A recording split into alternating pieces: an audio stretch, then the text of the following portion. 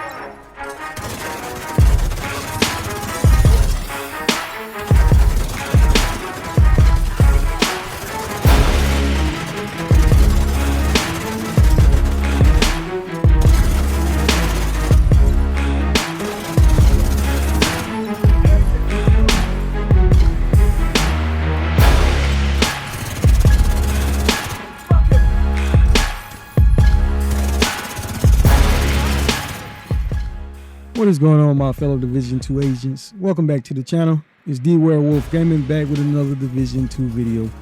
Alright, I hope everyone has been doing well and staying safe.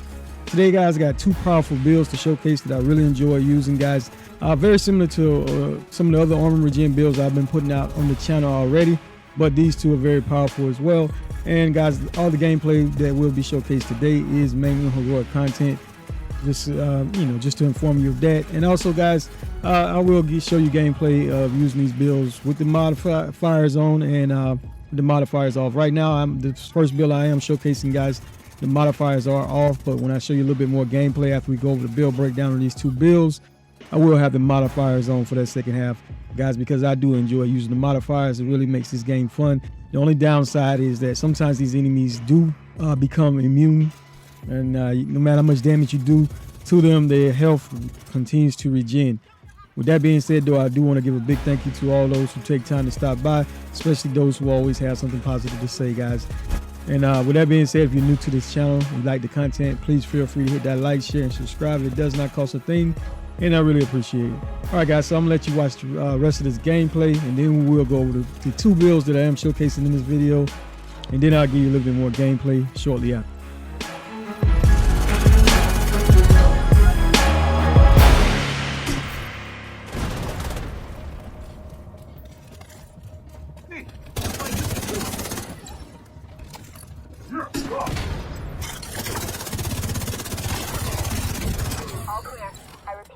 All right, guys, so that was a little bit of gameplay of the very first build without using any modifiers. All right, so let's go over what I'm using, guys. I am using the Lexington assault rifle. Many of you by now know what this gun is, so I'm not going to spend a lot of time on it. But as you see, it is fully maxed out with a weapon expertise of 28%, with the core attributes being fully maxed out as well, with 10% damage to target out of cover. All right, the talent I do have on this gun is called Flat Line, and it basically amplifies weapon damage by 15% to pulse enemies. After 4 kills, it automatically applies the pulse to the next enemy that you hit.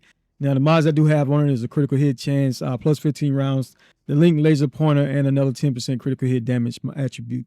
All right, rock and roll shotgun, guys, but you can use whatever secondary you prefer. I do like this because you can put the laser link pointer on it, but also any ACS 12 shotgun would work as well.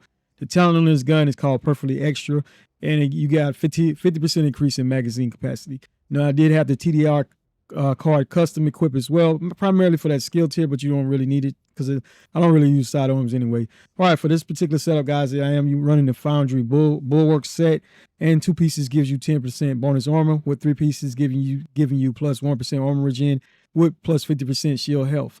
All right, when you have all 4 pieces on, you get the makeshift repairs. Whenever you or your shield takes damage, 25% of that amount is repaired to both over 10 seconds. So, guys, you're getting a health armor repair over 10 seconds. The core attributes I do have is 15% weapon damage, with the middle attributes being out of critical hit chance or critical hit damage. All right, for the chest piece, guys, I do have the closer. It is the name version of the Uzina set, guys, and I do just have 1 piece on, which gives you 5% bonus armor. Now, with armor core fully maxed out, with the middle attributes being out of critical hit chance or critical hit damage. All right, the talent is what we really was going for in this build. It's called Perfect Spotter, and it basically amplifies total weapon damage and skill damage by 20% to pulse enemies. With this build, guys, you're going to be constantly pulsing enemies, so you will be constantly having 100% uptime on that 20% in increase in skill and weapon damage. All right, I do have on the Foundry Bulwark holster as well. There's the second piece. And as you can see, got a weapon core and a critical hit chance attribute as well of 6%. And I do have the Foundry Bulwark knee pads on as well. Got an armor core with a critical hit chance attribute. As you can see, that armor core, guys, I can change that out to more weapon damage or armor core as well. So that's just great on this particular setup here. I do have the gloves on as well with an armor core fully maxed out with a 6% critical hit chance attribute as well. All right, and another backpack that, chest piece that would have worked great with this build. And I haven't tried it yet, but I do plan on giving it a shot.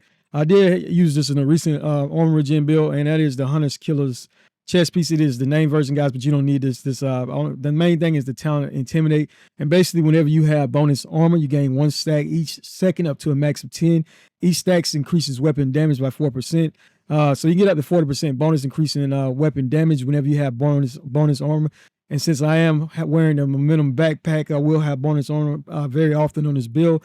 All right, the momentum backpack, not really going to say a whole lot. You basically trophies fall on the ground after killing the enemy, guys. Each trophy you pick up, you're getting bonuses in skill efficiency, weapon damage, and armor regen. Now, this backpack is great because it also gives you all 3 cores. It gives you 50 armor core, weapon damage, and a skill tier as well. So that's what's great, guys. All right, and this is the very first build. As you can see, no modifiers is used during this gameplay here. And let's take a look at the weapon stats real quick. Critical hit chance was right there at only 45%. I could have got more, guys. Could have switched up some things for more, but I felt this was working pretty good. And with the rock and roll shotgun, as you can see, critical hit chance stayed the same, with critical hit damage being on 93% and 103% when using the Lexington. All right, so let's take a look at my armor.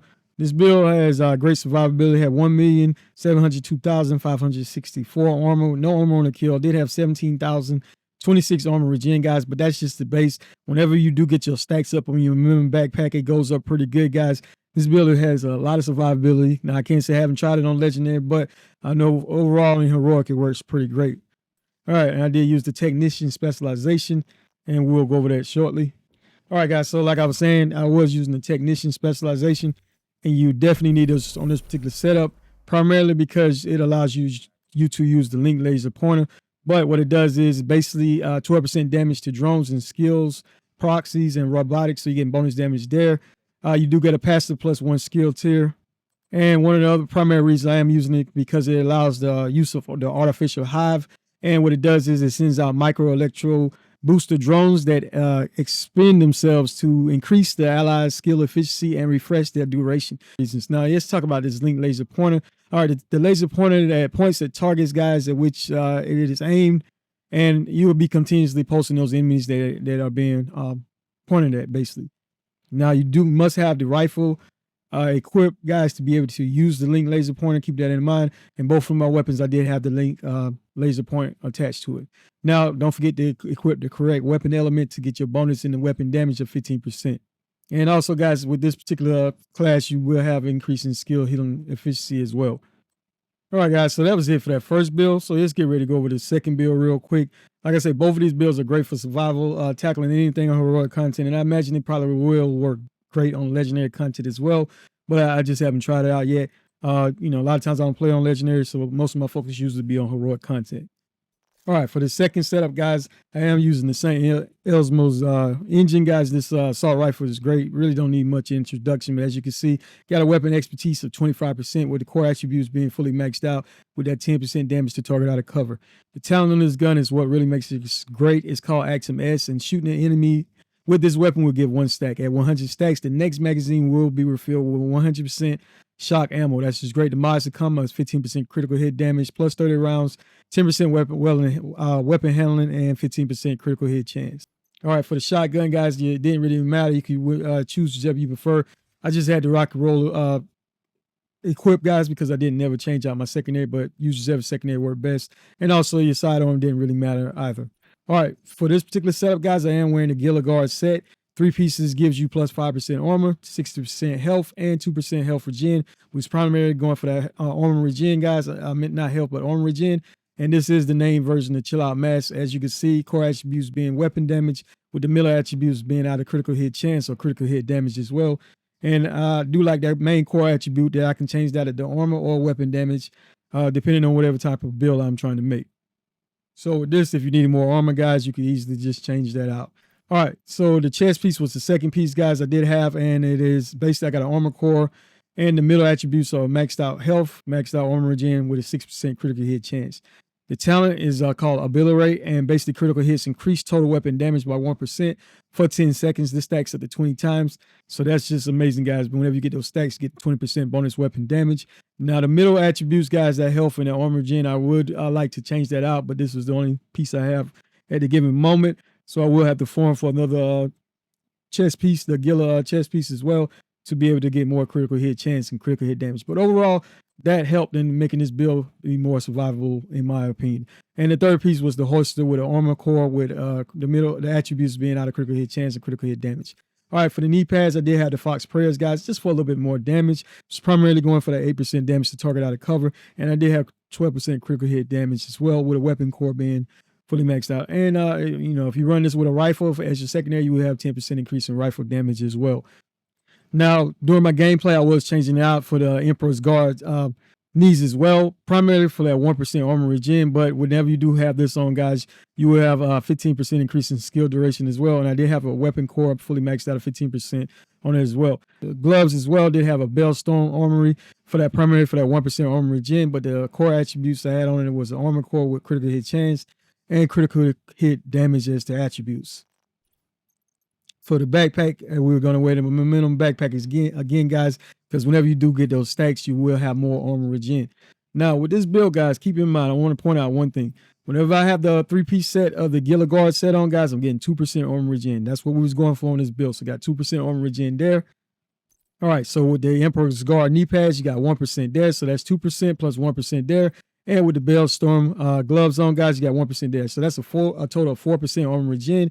Now, including what you're going to get whenever you get your stacks up with the momentum backpack. You have over 100-something thousand armor regen on this particular build here.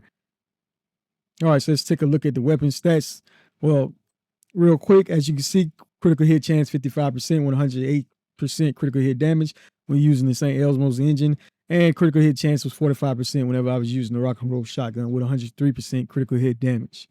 All right, the armor on this build is pretty great. In my opinion, guys, did have right there 1,556,000, 66 armor with a 155,607 armor back on the kill. All right, that base armor regen right there, 67,168. That's the base, guys. But like I said, whenever you get those stacks up from having the max stacks to the momentum backpack, that would be up to over 100-something thousand armor regen.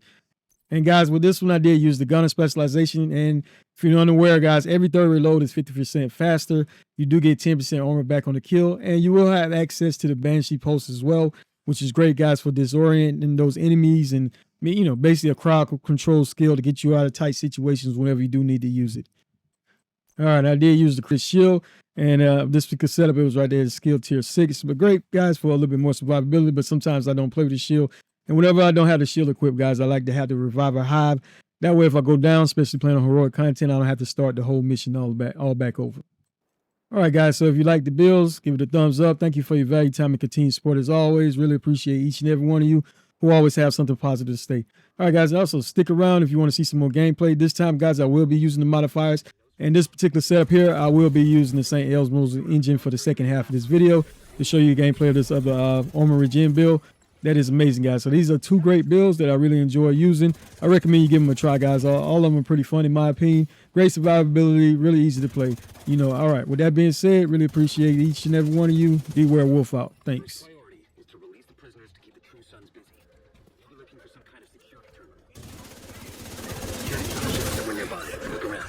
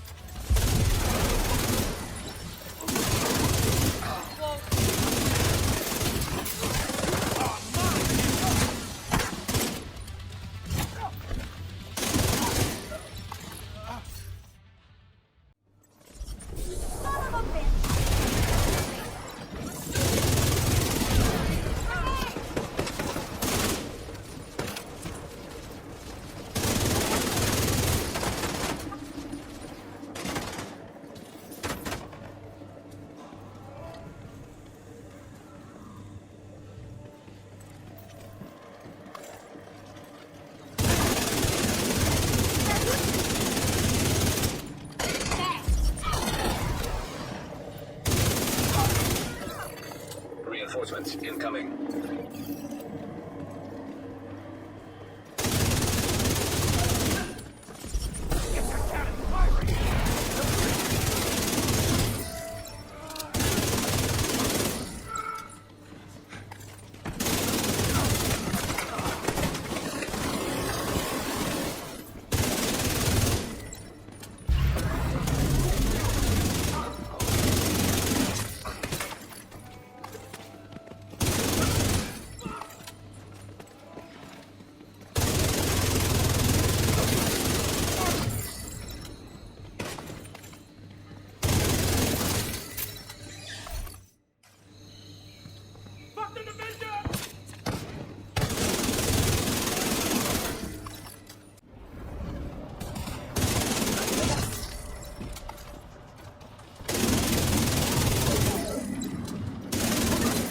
Again. The holding area is just ahead. Once you find that laptop, grab it and get the hell out of there.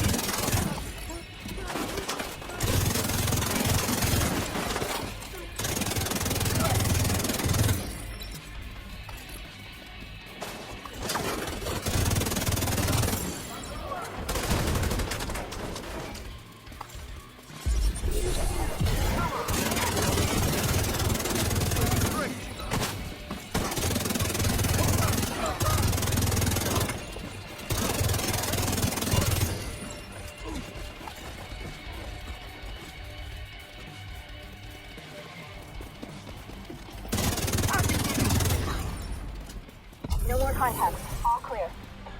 You just recovered intel that's gonna be a whole lot of help